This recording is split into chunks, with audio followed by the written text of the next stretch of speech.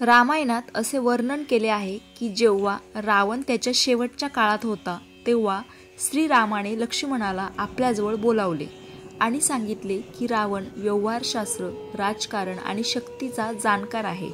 अशा वेळी जेव्हा तो जगाचा निरोप घेणार आहे तेव्हा तुम्ही त्याच्याकडे जा आणि जीवनाचे काही धडे घ्या, जेणेकरून तुम्ही तुमच्या आयुष्यात यशस्वी होईल. आपल्या थोरल्या भावाच्या आदेशाचे पालन करून लक्ष्मण रावणाकडे गेले, जिथे रावणाने त्याला 10 ज्ञानाच्या गोष्टी सांगितल्या त्या पुढीलप्रमाणे. 1. शुभस्य शीघ्रम, कोणतेही शुभ काम त्वरित करावे. रावणाने लक्ष्मणाला पहिला धडा देताना सांगितले की शुभ कार्यात कधीही उशीर करू नये. कोणत्याही शुभ कार्याचा विचार होताच किंवा मनात विचार आला की ते लगेच करावे.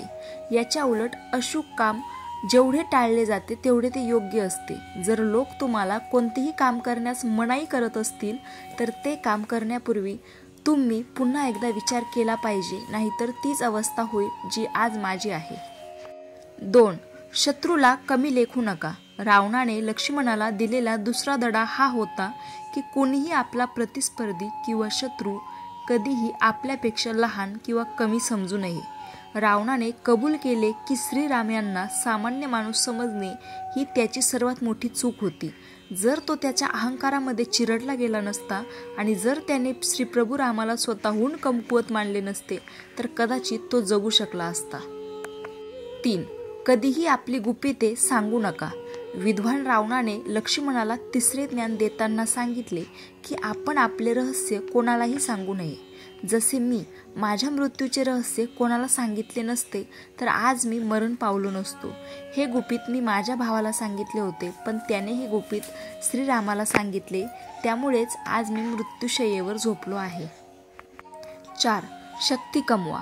लक्ष्मणाला चौथा धडा देताना रावणाने सांगितले की माणसाने नेहमी आपली शक्ती कमवत राहिली पाहिजे. त्यांचे तुकडे होऊ देऊ नका, कारण ह्या आपल्या शक्ती आहेत ज्यांच्या जोरावर आपण राज्य करू शकतो. 5. नेहमी काहीतरी नवीन करा. रावणाने 5वा धडा शिकवला की माणसाने सतत नवीन शोध लावत राहावे. मी माझ्या आयुष्यात खूप शोध घेतला.